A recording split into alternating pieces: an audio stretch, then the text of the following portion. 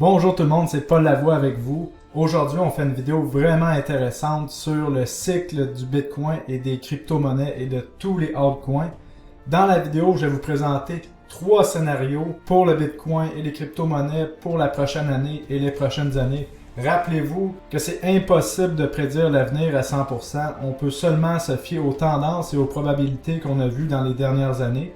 Mais je vais quand même vous présenter 3 scénarios et restez à la fin parce que je vais vous présenter mon opinion sur ce que je pense par rapport à ces 3 scénarios-là et où est-ce que je pense que le Bitcoin et les crypto-monnaies s'en vont pour l'avenir. Comme vous voyez ici, j'ai fait un sondage hier, en fait, on a eu 393 votes. Il y a 3 vidéos que j'avais envie de faire. La vidéo d'aujourd'hui sur les cycles a eu 40% de votes, donc c'est pourquoi je la fais aujourd'hui. La prochaine vidéo risque d'être les meilleurs projets sur Polkadot, donc merci d'avoir voté. Je vais peut-être faire ça un petit peu plus souvent et éventuellement on fera une vidéo sur les meilleurs projets de NFT.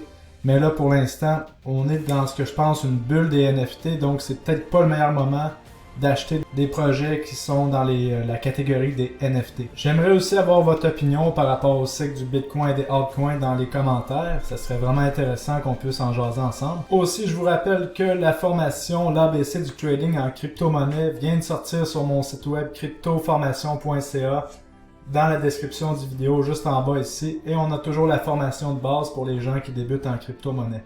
Donc, allez voir ça sur mon site web. Maintenant, je dois faire encore un rappel important. Rappelez-vous que je ne suis pas du tout conseiller financier, même si peut-être ma face ressemble à celle d'un conseiller financier.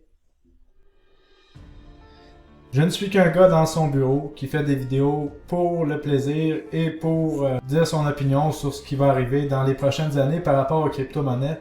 Ceci étant dit, commençons la vidéo. Avant de rentrer dans les 3 scénarios possibles pour les crypto-monnaies cette année, je vous rappelle que les cycles de marché, ça se répète toujours, on passe toujours de suracheté à survendu. Et quand on est suracheté, on est dans une période d'euphorie, les gens veulent acheter encore plus et souvent c'est là qu'on a des gens qui se font défoncer leur portefeuille. Et à l'inverse, quand les gens sont déprimés et pensent que tout s'en va à zéro, et bien souvent c'est là que ça remonte et on avait la meilleure opportunité financière d'acheter quand tout le monde était déprimé sur l'actif. Maintenant, les gens demandent souvent: est-ce que les cycles vont toujours se répéter sur les crypto-monnaies et sur les marchés? En fait, les cycles, souvent, ça va se répéter, mais ça sera jamais exactement la même chose. Et ces cycles qui se répètent fonctionnent jusqu'à temps que le cycle ne se répète plus. Une théorie que j'aimerais vous parler et que j'aimerais que vous réfléchissiez vraiment dans les prochaines semaines à cela, c'est mon ami ici, c'est peut-être pas mon ami, mais c'est Charles Nenner, qui est vraiment un spécialiste des cycles de marché. Charles Nenner, qu'est-ce qu'il explique, lui? C'est que les cycles sont indépendants des nouvelles. Souvent, les gens pensent que les marchés sont dirigés par les nouvelles, mais en fait, c'est l'inverse. C'est les nouvelles qui sont dirigées par les cycles. Je vous explique. Comme par exemple, on avait Netflix. Vous connaissez Netflix? C'est une compagnie qui se trade publiquement sur le marché traditionnel. Je me souviens, au début de l'été 2020, Netflix a sorti ses earnings, donc à chaque trimestre, les compagnies doivent sortir des earnings, donc les profits ou les pertes qu'ils ont fait dans le trimestre. Et là, les profits de Netflix étaient complètement débiles, là, vraiment à la hausse à cause de la pandémie et les gens s'abonnaient à Netflix. Et là, la journée des earnings, on a vu Netflix qui a planté d'au moins 10%, je me souviens. Et là, je me suis dit, pourquoi l'action de Netflix vient de planter si les earnings sont meilleurs que jamais? Eh bien, c'est parce que les cycles étaient baissiers pour Netflix temporairement. Et là, la nouvelle a été interprétée comme suit par nos médias traditionnels qui sont financés par les gens qui ont beaucoup d'argent pour vous influencer à acheter toujours du mauvais côté. Rappelez-vous de ça. La nouvelle de Netflix et de leurs très bons earnings a été interprétée comme suit. Étant donné qu'au 2e trimestre de 2020, Netflix a eu une augmentation exponentielle de son nombre d'utilisateurs, eh bien, au 3e trimestre, il va y avoir beaucoup moins d'utilisateurs, donc c'est normal que l'action baisse de Netflix. Alors qu'à l'opposé, si on avait été dans un cycle haussier pour Netflix, on aurait vu l'action monter suite à leurs earnings, et là, dans les nouvelles, on aurait vu qu'il aurait été écrit « L'action de Netflix augmente parce que au 2e trimestre, on a beaucoup plus d'utilisateurs. » Donc, vous voyez, les nouvelles sont toujours en retard et les nouvelles essaie seulement de justifier qu'est-ce qui se passe dans le prix d'une action ou d'une crypto-monnaie. Et ça vient combler un besoin humain qu'on a nous les humains, d'avoir toujours une raison à chaque chose qui se passe. Parfois, il n'y a pas de raison et c'est comme ça. Autre exemple, si on regarde le S&P 500, le Dow Jones, le Nasdaq qui ont tous atteint des records historiques la semaine passée, alors que l'économie va plus mal que jamais, eh bien, si on se fie aux nouvelles et qu'on regardait vraiment les vraies nouvelles, qu'on voit que l'économie va pas bien, normalement, le marché devrait crasher. Mais on est dans un cycle haussier de marché en ce moment. C'est pour ça que ça monte. Et les marchés sont souvent décorrélés de la réalité. C'est pour ça que les nouvelles, finalement, sont qu'une interprétation du prix. Peu importe le côté que le prix va aller, il va y avoir une nouvelle qui va essayer de justifier le pourquoi. De mon côté, je viens qu'à penser que la théorie de Charles Denner est peut-être vraie par rapport au cycle. Maintenant, commençons avec le premier scénario. Le premier scénario, c'est le Bitcoin a déjà trop monté. Le Bitcoin est dans une bulle et le Bitcoin s'en va à zéro. Donc, à partir de maintenant, à partir du sommet là, de 61 000 $, le Bitcoin s'en va à zéro. C'est la fin de la montée des crypto-monnaies. Donc, je vous explique qu'est-ce qui pourrait être les catalyseurs de la fin des crypto-monnaies aujourd'hui, là, au mois de mars 2021. Donc, les menaces qui pèsent sur le Bitcoin sont les suivantes. Premièrement, c'est les baleines. Les baleines, c'est les entités qui possèdent beaucoup de Bitcoin. Comme on sait, Satoshi Nakamoto, le créateur du Bitcoin, en 2009, a presque 1 million de bitcoins dans un portefeuille qui n'a jamais bougé. Donc, s'il décidait qu'à vendre tous ces bitcoins, on aurait une destruction complète du prix du bitcoin, du moins pour plusieurs mois. Aussi, on a le FBI avec la roue de la soie qui est allé chercher 144 000 bitcoins qui sont les deuxièmes plus gros holders de bitcoin. Donc, le gouvernement américain pourrait décider à un moment donné de domper tous les bitcoins pour aller chercher plus de devises américaines. Et on sait que les gouvernements, c'est les pires gestionnaires de portfolio qui existent, de pas mal tout ce qui existe dans l'histoire des finances. Et on a aussi une concentration de gens qui ont beaucoup de bitcoins, donc les baleines. Donc, s'ils décidaient qu'à vendre, on aurait une destruction du prix du bitcoin. Comme on voit ici, le top 100 des adresses de bitcoin possède 19% de tous les bitcoins. Et si on va voir le top 1000 des adresses Bitcoin, il possède 35% de tous les Bitcoins. Donc, il y a 1000 wallets qui contrôlent 35% de tous les Bitcoins. Donc, c'est une menace qui peut peser sur les Bitcoins, bien sûr. Et pour le plaisir, là, si on regarde quelle est la fortune de Satoshi Nakamoto, si c'était une seule personne, ce serait 54 milliards de dollars en ce moment américain avec son 1 million de Bitcoin. Maintenant, on va voir la vraie menace qui pèse sur les crypto-monnaies selon moi. C'est les régulations des pays. Donc là, on voit l'Inde qui propose de bannir encore une fois les crypto-monnaies. Par contre, il faut se rappeler qu'en 2017, c'était toujours la même chose. L'Inde allait bannir les crypto-monnaies, la Chine allait bannir les crypto-monnaies, Israël. Et on recycle les mêmes merdes à chaque année là, pour nous faire peur. Mais quand même, si jamais un gouvernement comme les États-Unis ou des gros gouvernements comme si vraiment la Chine bannissait les crypto-monnaies avec des peines sévères, on pourrait vraiment voir les crypto-monnaies diminuer en prix au moins pour quelques mois. C'est sûr qu'il y aurait toujours un marché noir des crypto-monnaies qui se développerait à ce moment-là, mais la plus grosse menace pour les crypto-monnaies en ce moment, c'est la régulation, c'est ça que je pense. Et une autre menace qui existe, c'est une erreur, ce serait une erreur dans le code du Bitcoin. On a déjà vu en 2010, il y avait une erreur dans le code du Bitcoin. Heureusement, c'est un des développeurs de Bitcoin qui a trouvé ça et qui a permis de colmater la brèche. Mais il y avait un bug dans le code du Bitcoin qui a fait que 184 milliards de Bitcoins qui ont été créés à partir du vide. Donc, on ne sait pas s'il y a des bugs latents dans le code du Bitcoin qui pourraient être exploités maintenant. Donc, pour le scénario 1, ce seraient les 3 menaces que je verrais qui feraient en sorte que les crypto-monnaies pourraient aller à zéro. Et je vous rappelle que je vais vous dire mon vraie opinion à la fin du vidéo. Maintenant, allons voir le scénario numéro 2. Le scénario numéro 2, c'est que les crypto-monnaies suivent des cycles de 4 ans à chaque halving. Donc les halvings, on voit les flèches ici. C'est à chaque fois que le nombre de bitcoins qui est créé par bloc diminue de moitié. Et ça, c'est environ aux 4 ans. Et après chaque cycle de halving, on voit une montée exponentielle des crypto-monnaies, comme on a vu ici en 2013, le Bitcoin qui est passé de 12$ à 1000$ en moins d'un an. Ensuite, en 2017, la fameuse montée là, de 2015 à 2017 de 226$ jusqu'à presque 20 000. Et là, en ce moment, on est dans un autre halving qu'on a vu le Bitcoin passer de 3000 $ à 60 000 $ à son sommet. Donc, ce scénario-là nous amènerait à la fin de l'été 2021 que les crypto-monnaies arriveraient à leur nouveau sommet. Et ensuite, on aurait une correction importante d'environ 80 à 85% sur le Bitcoin et les plus gros altcoins. Et les petits altcoins auraient une correction de 90 à 99,9%, comme on a vu dans le dernier cycle baissier ici en 2017. Donc si on continue à parler du cycle, en ce moment, chaque cycle de Bitcoin a eu 3 montées exponentielles. On a ici le Bitcoin Realized Cap et on voit qu'à chaque cycle de Bitcoin de 4 ans, on a eu 3 montées en Realized Cap. En ce moment, on a eu seulement une.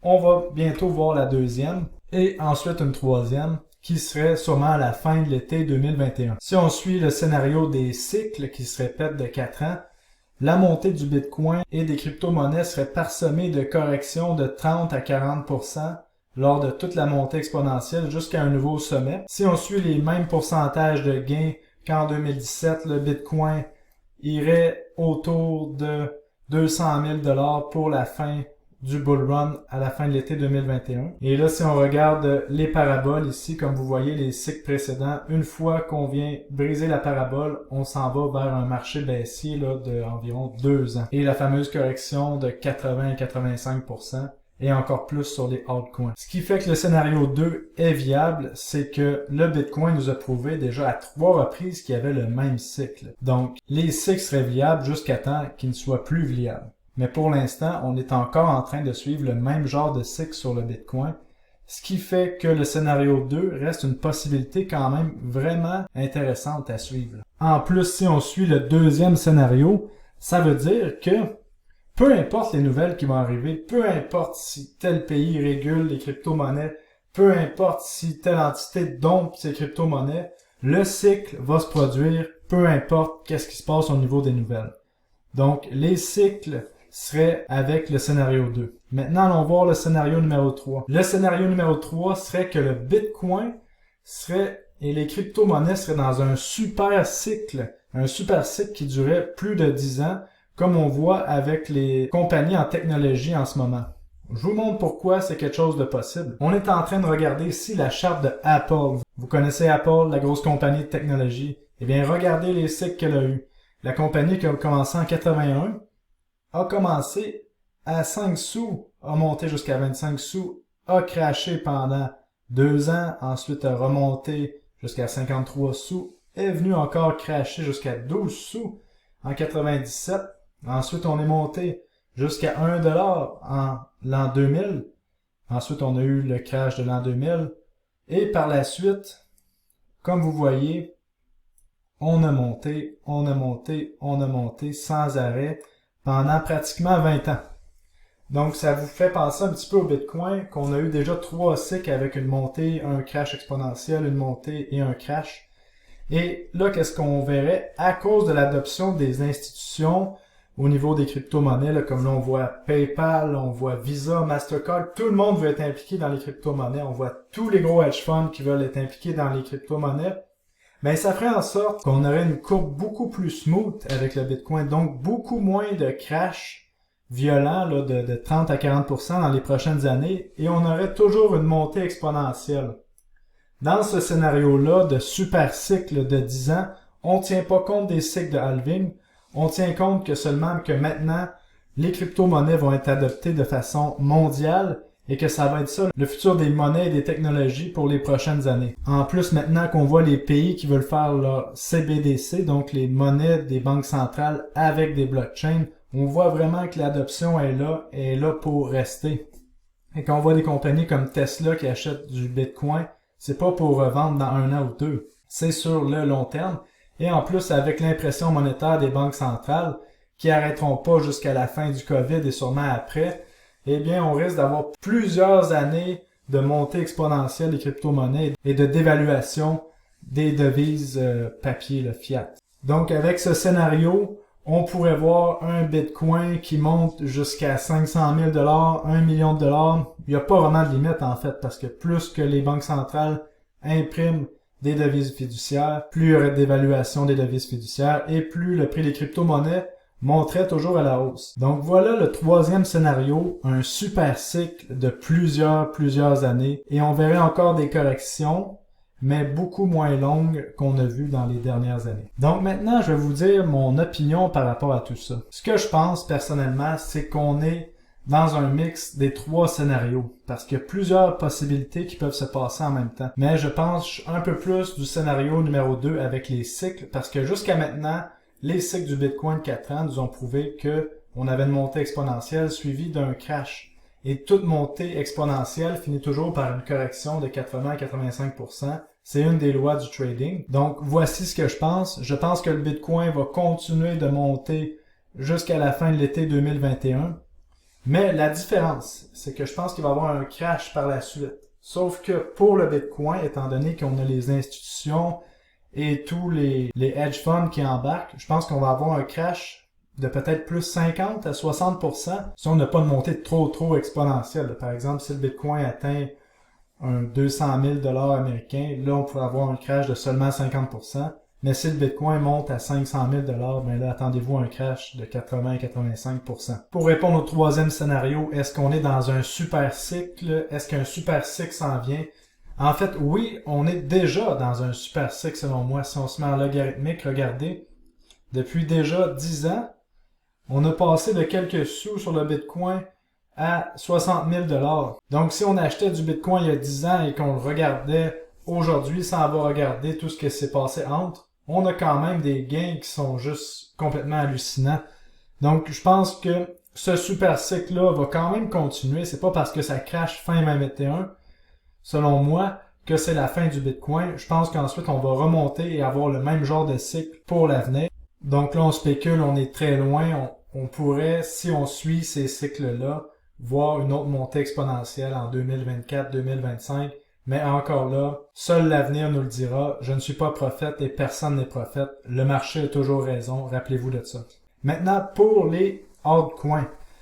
Là, je pense que pour les plus gros altcoins, donc Ethereum, Cardano, Polkadot, je pense qu'on va avoir un crash quand même de 80 à 85% pour ces crypto-monnaies-là, qui sont plus grosses. Pour les plus petits altcoins, ça va être de la destruction selon moi. On va avoir un crash de 90 à 99% qui va venir.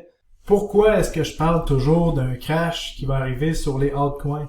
Je vous explique, il y a deux choses. Il y a l'analyse technique qui nous dit que ça va arriver, parce que si on a une montée exponentielle comme qu'on voit ici, c'est sûr que c'est insoutenable et qu'on va venir crasher parce qu'il n'y aura pas assez de liquidité pour acheter les positions que les gens à profit vont vendre de 1. Fait que l'analyse technique fait en sorte que c'est impossible que ce soit soutenable. Deuxième point, logiquement, là, y a-t-il vraiment une technologie qui est utilisée au day-to-day par des gens? Honnêtement, on voit peut-être les supply chains comme VeChain, Track, il y a le Bitcoin maintenant qui est utilisé comme l'or, mais la plupart des projets altcoins là, servent seulement pour les geeks qui sont dans la crypto-monnaie à fond actuellement, mais c'est pas réellement utilisé. Même la DeFi, c'est seulement pour les gens qui comprennent ça. C'est pas pour les gens normaux encore qui veulent juste peser sur un piton et utiliser la finance décentralisée. Donc, je pense que la vraie utilisation des crypto-monnaies va aller au prochain cycle et là, on va avoir des projets beaucoup plus soutenables et des prix aussi beaucoup plus soutenables. Donc, ma stratégie pour la fin de l'été 2021, ça va être de rester bien sûr en état d'alerte parce que comme investisseur, on doit toujours être prêt à changer de scénario. C'est pas parce qu'on a une idée dans la tête que ça va arriver. C'est le marché qui décide puis on est soumis à ça. Si vous pensez que vous avez toujours raison, vous allez toujours perdre de l'argent. Le but, c'est pas d'avoir raison, c'est de profiter du marché. Ma stratégie va être de retourner en stablecoin, particulièrement le USDC. Et là, pendant la correction, utiliser mes USDC pour faire des pourcentages d'intérêt avec soit le yield farming, en donnant de la liquidité sur des échanges décentralisés comme l'eSwap. On peut aller chercher du 8 à 10% assez facilement annuellement.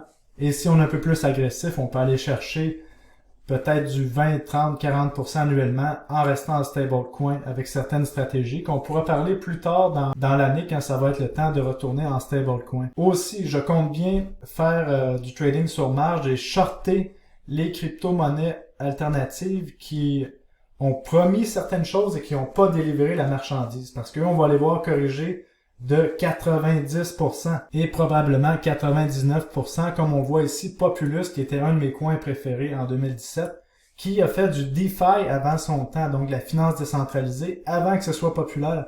Le coin avait commencé à 33 sous, il y a eu un sommet jusqu'à 115$ qu'on voit ici, et il est venu crasher, là, si on regarde, on va zoomer un petit peu sur la charte, jusqu'à environ 19 sous, là, et même un peu moins.